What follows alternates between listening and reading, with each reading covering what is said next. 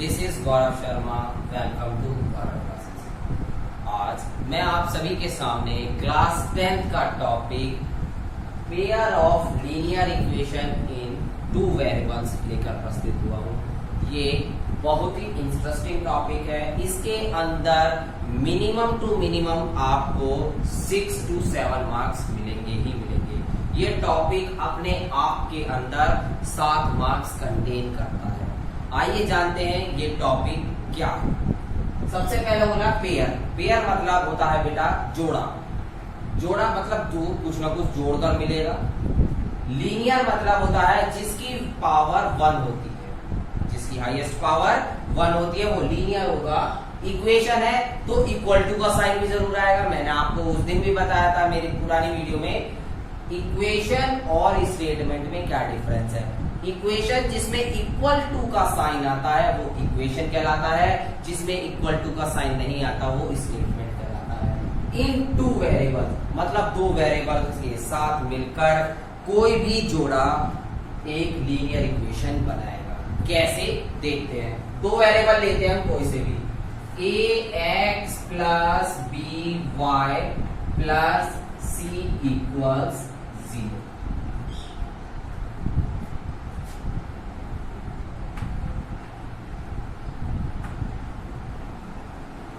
ये है हमारे दो वेरिएबल्स, एक वेरिएबल x एक वेरिएबल y। इन दोनों ने मिलकर एक इक्वेशन बनाई। इक्वेशन का पता किससे चला कि ये इक्वल टू बना रहा है। क्लियर हुआ इस चैप्टर का कि हमारे पास कोई भी दो वेरिएबल मिलकर एक इक्वेशन को बनाएंगे जिसमें इक्वल टू बराबर में होगा ही होगा। ठीक है, और उससे बनता है pair of linear equation in two variable. अब हम देखते हैं इसके अंदर क्या होता है। अगर मेरे प्यारे बच्चों a इक्वल टू 0 हो जाए तो क्या ये pair of linear equation in two variable है? नहीं है, क्योंकि x की वैल्यू तो खत्म हो गई। अब बचा pair of linear equation in one variable, जो आप पुरानी कक्षा में पढ़कर आ चुके हैं। क्लियर है? तो हमने ये 1 की जगह 2 करा। यहाँ पर ना तो a नॉट इक्वल टू 0 होगा और ना ही b नॉट इक्वल टू 0 होगा। ये दोनों चीज 0 के बराबर नहीं होंगे, तब ये जाकर कहलाएगा pair of linear equation in two variable. Clear हुआ? और अगर आपने ये सोचा हो कि ये स्क्वायर में क्यों नहीं आया, तो स्क्वायर में भी बेटा इसकी बोथ वैल्यू 0 नहीं हो सकती। अब हम इसका वर्ड करते हैं कुछ आगे की तरफ। अब हम देखते हैं, मैं कुछ 3 लाइंस बनाऊंगा, उसके बारे में डिस्कस करेंगे।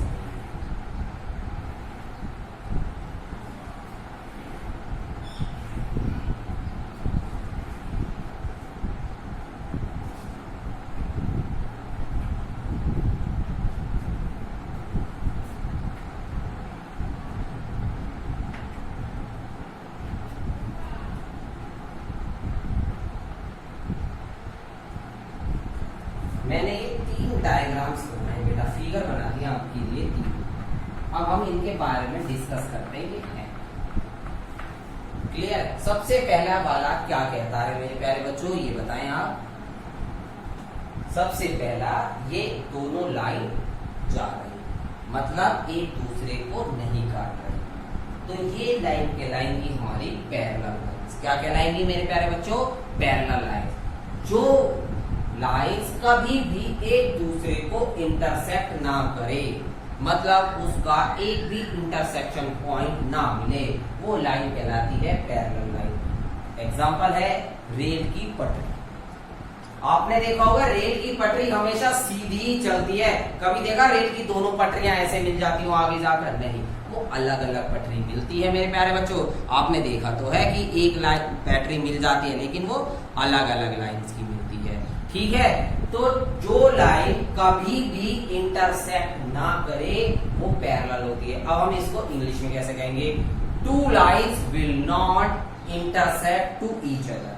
To lines will not intersect to each other, that is called parallel lines. अब आते हैं सेकंड पर।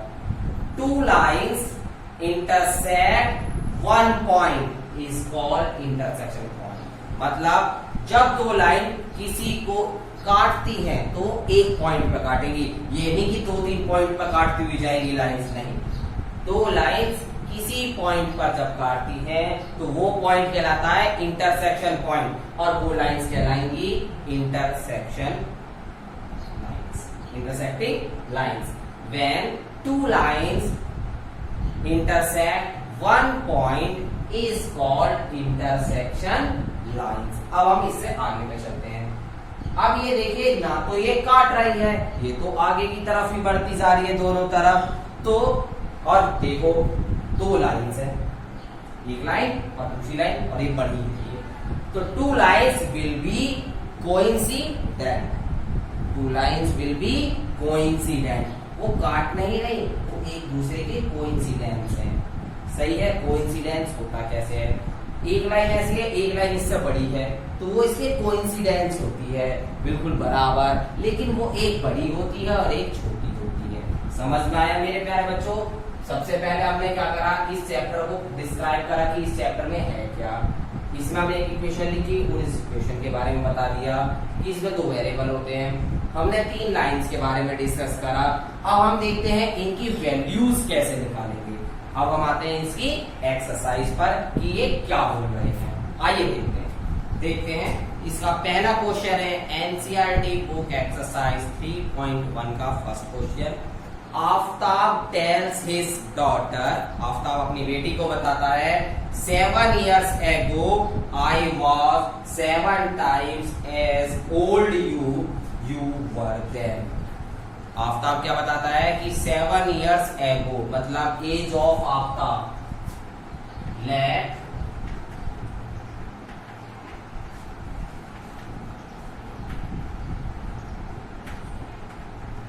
एक्स मान लो और उसकी डॉटर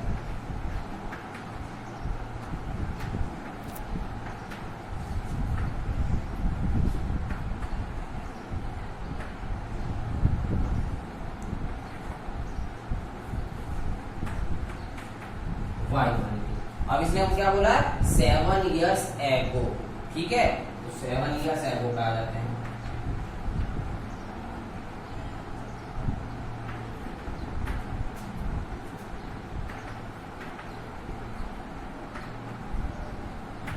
कितनी है आफ्ताब की एज, 7 years ago हो जाएगी, 7 माइनस कर देंगे,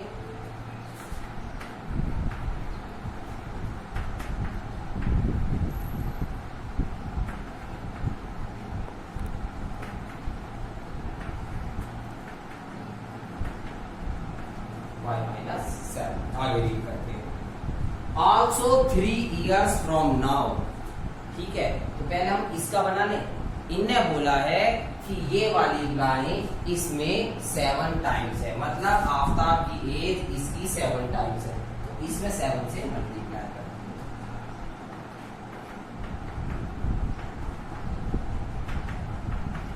कैसे? मैं अपने बेटे से 7 साल बड़ा हूं, ऐसा कह रहा है, ठीक है।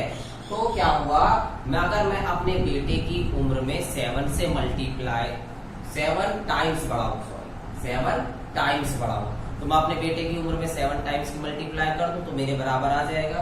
बिल्कुल ऐसे आफ्ताब ने कहा है कि वो अपनी बेटी से 7 टाइम्स बड़ा है, तो उसने अपनी बेटी में 7 टाइम्स की मल्टीप्लाई कर दी।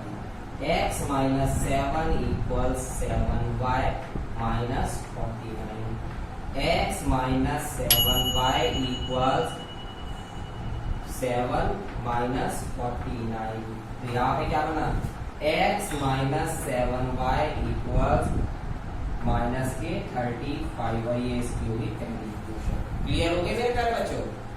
नहीं, 42 सॉरी, इतना मेरा मेरा बच्चों क्लियर हो गया। अब हम आते हैं दूसरे पर, 3 years from now। अब इसके बाद क्या रहा है, अब से 3 साल बाद। एज कितनी थी, 3 years from now। अब एज कितनी थी, x, तो आफ्ताब की एज कितनी हो गई मेरे प्यारे बच्चों,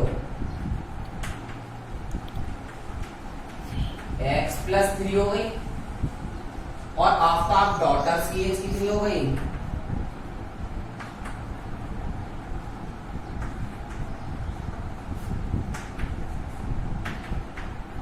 y प्लस 3। तो उसमें बोला है कि 3 टाइम्स बड़ी है। अब वो कितना हो गया, 3 गुना। अभी कितना था, 7 गुना। तो इसमें हो जाएगा x प्लस 3 बराबर 3y प्लस 3।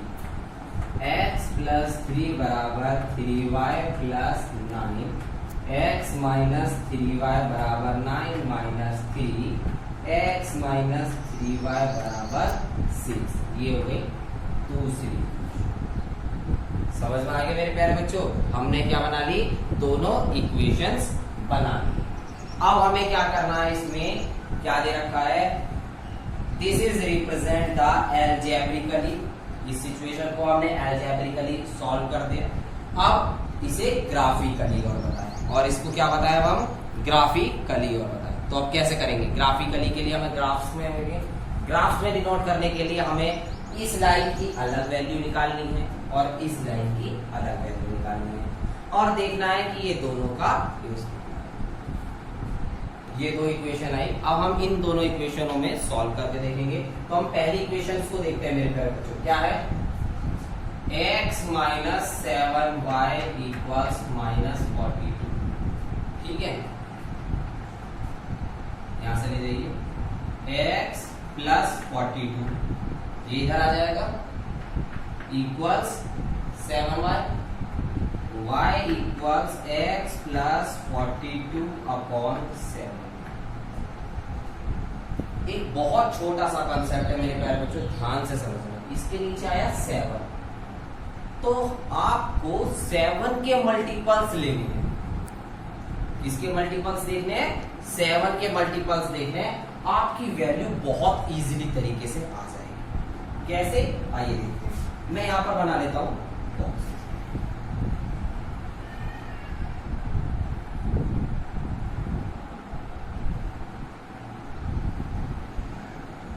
यहां मैंने लिखा x, यहां मैंने लिखा y। x की वैल्यू में 0 पुट कर रहा हूं। क्या पुट कर रहा हूं मेरे प्यारे बच्चों, 0। क्या आएगा, 0 प्लस 42 अपॉन 7। 42 अपॉन 7, 7 6 40। कितना आ गया भाई, 6 आ गया।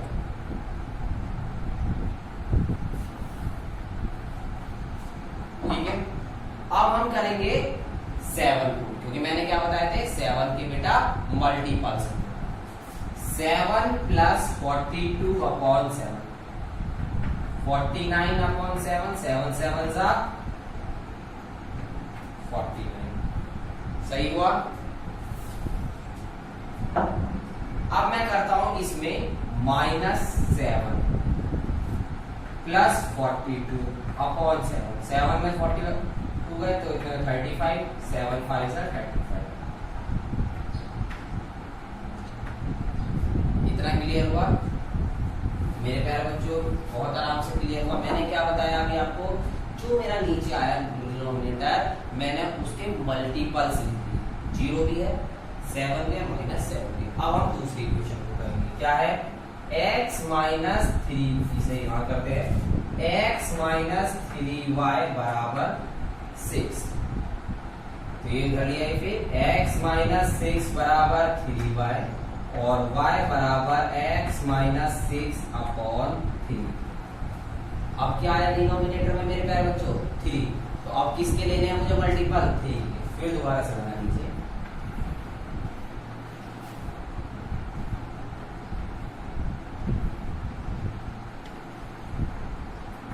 x y। ये मेरी पहले इक्वेशन के लिए है, ये मेरी दूसरी इक्वेशन के लिए। ठीक है, x बराबर 0 रखते हैं। क्या रखते हैं हम, x बराबर 0। तो 0 माइनस 6 अपॉन 3 बराबर -6 अपॉन 3, 3 2 जा 6। तो ये क्या आ जाएगा, -2 आ जाएगा।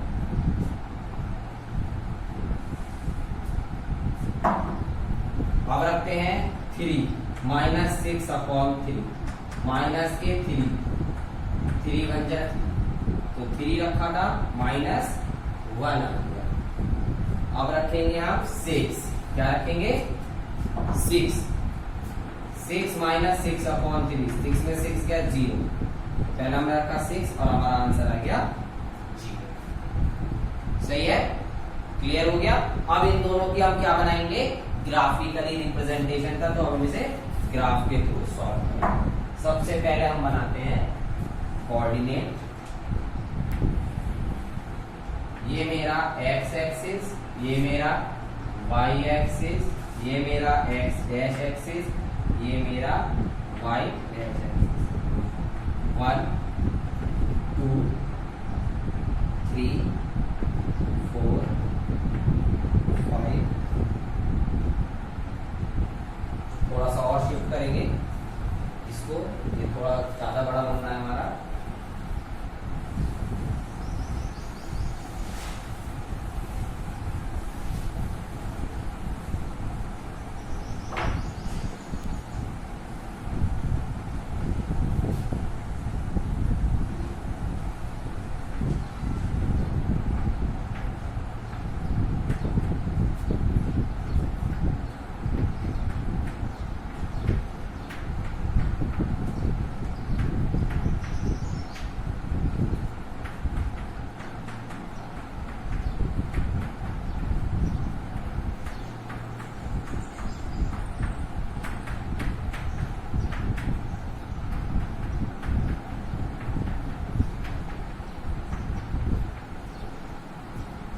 क्लियर हो गया मेरे प्यारे बच्चों? अब हम देखते हैं 0 पर 6। 0 पर क्या देखेंगे मेरे प्यारे बच्चों? 6।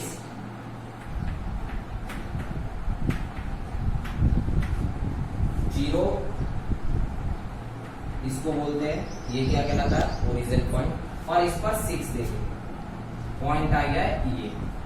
क्लियर है? अब आगे चलते हैं 7 पर 7। ये 7 और एक ये 7। क्लियर हुआ? उसके बाद है -7 पर 5। वो मेरे प्यारे बच्चों इधर आएगा। ठीक है, अब इसकी एक लाइन ऐसे है।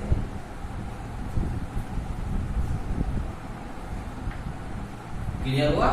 ये लाइन मेरी बिल्कुल सीधी ऐसे चली गई। अब आते हैं दूसरे पर 0 पर -2। 0 पर -2 एक लाइन डॉट। 3 पर -1, 3 पर -1 ये आ गए। 6 पर 0 और 6 ये रहा और 0 यहाँ। 6 पर 0 0 पर -2 0 ये रहा, -2 मेरा ये रहा। 3 पर -1 3 पर -1 ये रहा। 6 पर 0 ये रहा। और ये हमारी लाइन कैसे जाएगी? बिल्कुल सीधी ये। हमने 2 लाइन्स बना ली। अब इन लाइन्स पर हमें यहाँ पर मेरे प्यारे बच्चों डिनोट भी करना होगा जब भी हमें नंबर पूरे मिलेंगे। क्या मिलेंगे? सबसे पहले हम ये देखते हैं, ये क्या है हमारा 0 पर 6। ये क्या मेरा 7 पर 7 और ये क्या मेरा 7 पर -1। ये मेरा -7 पर 5। दूसरा क्या है 0 पर -2, 3 पर -1 और 6 पर है मेरा ये 0। ये मैंने बना दिया। अब लाइंस के बारे में बताना। लाइंस क्या थी? ये वाली लाइन कौन सी है मेरी? x - 7y बराबर -42। और ये वाली लाइन कौन सी है मेरी? x - 3y बराबर 6। दोनों लाइंस को मैंने ग्राफिकली रिप्रेजेंट कर दिया। अब हम इसका एक अलग क्वेश्चन देखेंगे जिसके अंदर हमें ये पता होना चाहिए कि ये बन क्या रहे हैं। ये दोनों क्या है? सीधी जा रही है, कहीं इंटरसेक्ट हुई नहीं हुई। ये क्या लाइन है? Parallel lines. ठीक है, आइए देखते हैं कि इनको ग्राफिकली कैसे बताते हैं। जो लाइन पैरेलल लाइंस होती हैं, जो लाइंस पैरेलल लाइंस होती है उनका नो सॉल्यूशंस आता है, मतलब उनका सॉल्यूशन नहीं आ सकता। क्या नहीं आ सकता? सॉल्यूशन उनका सॉल्व नहीं कर सकते।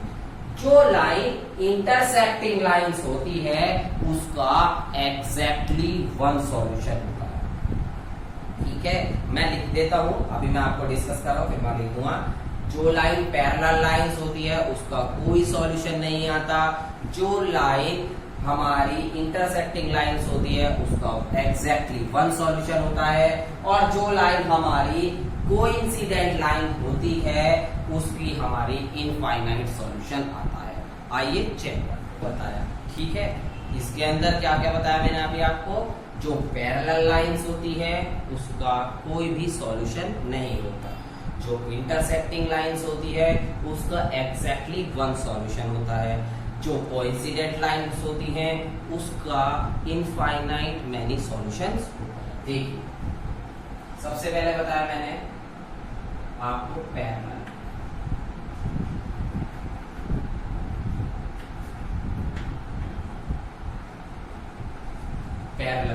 पैरेलल लाइंस का क्या होता है मेरे प्यारे बच्चों, A1 अपॉन A2 बराबर B1 upon B2 not equals to C1 upon C।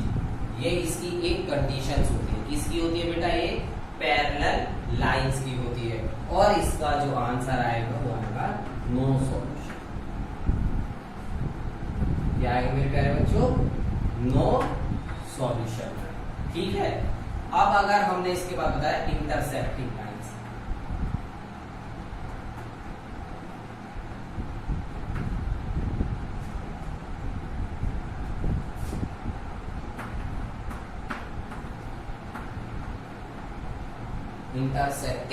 Lines, intersecting lines कौन सी होती है, A1 upon A2 not equals to B1 upon B, ये होती है। इसका आंसर आएगा EXACTLY एग्जैक्टली वन सॉल्यूशन, ठीक है। उसके बाद आती है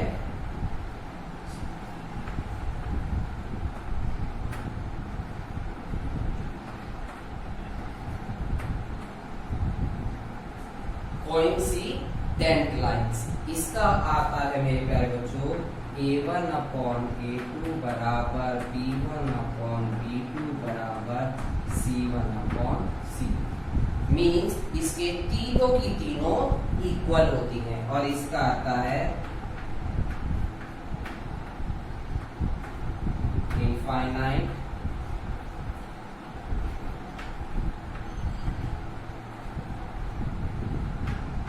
मैनी सॉल्यूशन। क्लियर हुआ मेरे प्यारे बच्चों।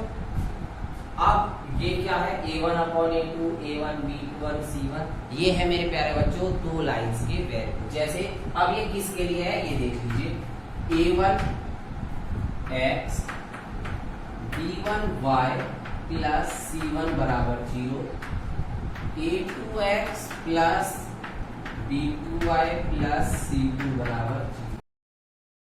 ये दो इक्वेशन ली हैं जिसके हिसाब से मैंने आपका ये पूरा का पूरा बॉक्सेस तैयार करा है, और ये फॉर्मूले के टाइप में लिख दिया कि अगर आपसे पूछा जाए कि ये कैसे सॉल्व होंगी इक्वेशंस, तो आप इजीली तरीके से इनको बता पाए। कैसे, अगर आपसे कहा जाए पैरेलल लाइंस का फॉर्मूला क्या होगा, तो आप बताओ A1 अपॉन A2 बराबर B1 upon B2 not equals to C1 upon C2, और पूछे जाए कि पैरेलल लाइंस के सॉल्यूशन कितने होते हैं, तो उसका 9 सॉल्यूशन होता है। अगर आपसे कहा जाए इंटरसेक्टिंग लाइंस का फॉर्मूला कैसे सॉल्व करेंगे, A1 upon A2 not equals to B1 upon B2, ये बता दो, और इसका एग्जैक्टली 1 सॉल्यूशन आएगा। इसके बाद कोइंसिडेंट लाइंस का फॉर्मूला क्या होता है, A1 अपॉन A2 बराबर B1 अपॉन B2 बराबर C1 अपॉन C2, और इसका होता है इनफाइनाइट मैनी सॉल्यूशन, बहुत सारे इसके सॉल्यूशंस आते हैं।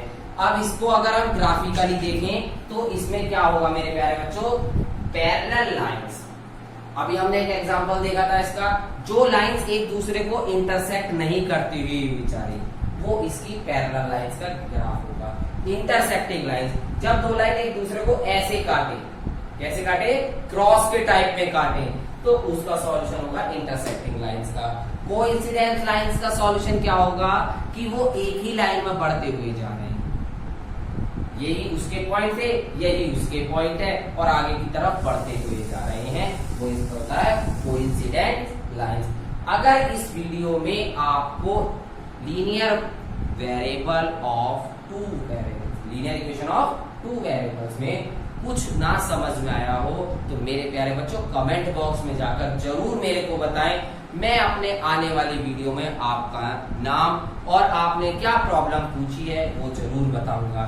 आने वाली वीडियो हमारी जो रहेगी वो ग्राफिकली रिप्रेजेंटेशन के उसमें रहेगी। क्रॉस मल्टीप्लीकेशन मेथड आएगा आपका, ग्राफिकली मेथड आएगा आपका, और आपका एलिमिनेशन मेथड आएगा आपका, सब्स्टिट्यूशन मेथड आएगा आपका। इसके अंदर से हम आपको बताएंगे, ठीक है। तो अगर मेरे प्यारे बच्चों ये वीडियो आपको अच्छी लगी हो तो लाइक और अपने ज्यादा से ज्यादा दोस्तों को शेयर करना ना भूलें। और अगर आप मेरे चैनल पर पहले सब्सक्राइबर हैं तो आप मेरे चैनल को सब्सक्राइब करना ना भूलें। Thank you for your classes.